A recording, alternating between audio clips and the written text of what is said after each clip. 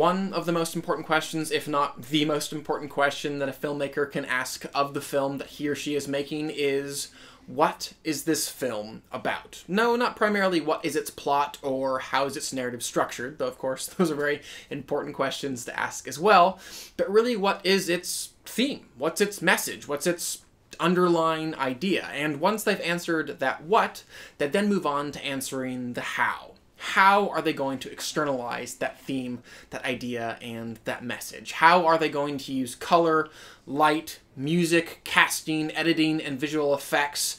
Should it be stylized or naturalistic, vibrant or muted, fast or slow, live action or animated? And I'm pretty sure you know where I'm going with this, but one of the fatal flaws that those behind all of these live-action Disney remakes seem to be making is they believe that all it will really take to make a successful one is to throw a live-action coat of paint on one of their beloved animated properties, and that will produce something with the same power, emotional satisfaction, and thematic resonance. Unfortunately, what happens with this paint-by-number technique is we're left with a remake that's made at least one poor creative decision. It's live action and not animation. After all, if those behind the original Aladdin, for example, knew what that film was about, and I do believe that they did, then they probably also knew how to communicate the idea best.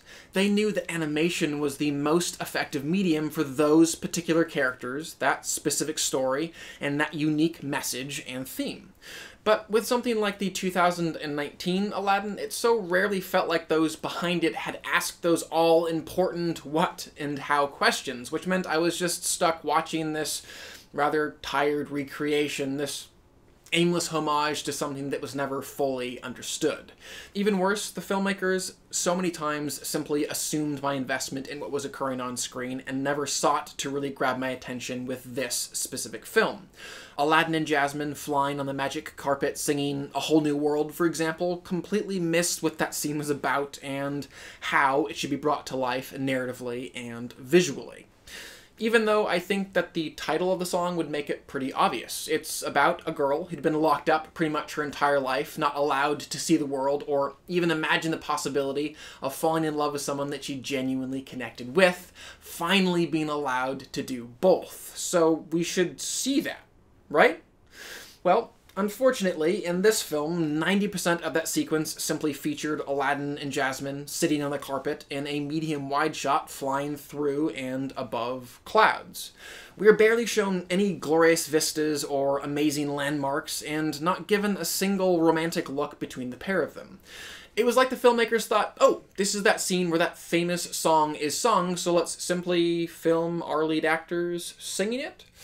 To bring some balance to the review, though, the moments that did draw me in, and there were a handful, were always the moments where the writers and director were very intentionally making decisions that served this specific retelling of the story.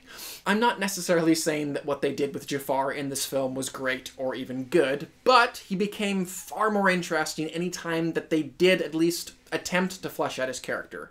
Similarly, I didn't need a more concrete explanation as to why the magic carpet was so instantly loyal to Aladdin, but again, I liked seeing the filmmakers behind this film actually trying to think for themselves. I like seeing them be creative and think like storytellers should, asking what these characters want, how they're going to get it, and ultimately what's standing in their way.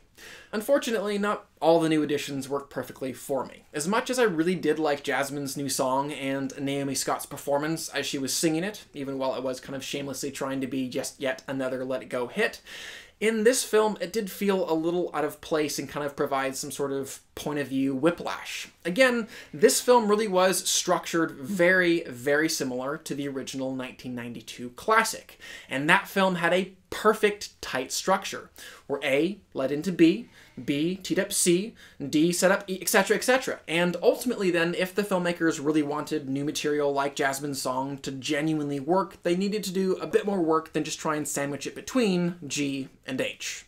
Something else that really did work for me in this film, though, was Will Smith. Yes, his blue CGI personality was kind of in this awkward, funky, uncanny valley zone, but for the most part, his charisma and personality shone through, and did so in a way that very rarely, if ever, reminded me of the late, great Robin Williams, which is a lot. Unfortunately, I still felt like Will Smith was only bringing, I don't know, 80% of his genuine charisma to the table, and he wasn't the only one not always living up to his fullest potential. Guy Ritchie, as a director, so rarely made any interesting and unique to him choices. Yes, there were a couple of dance sequences, one in Friend Like Me, and also a brand new one set between Aladdin and Jasmine that I found to be spirited and fun, and there were a couple of chase scenes that did remind me of his great Lock, Stock, and Two Smoking Barrel roots. But by and large, he just felt smothered by these huge, overwhelming backlot sets and CGI action sequences.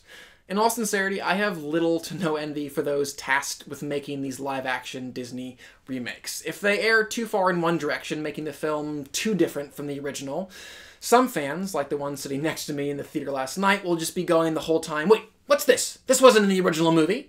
Whereas if they err too far the other direction and make it too similar, fans like me will just feel like I'm watching some sort of hollow imitation and recreation. Nonetheless, I would contend, if they more earnestly pressed into the what and the how of this new film, I think that they would please both of us, or at least more of us.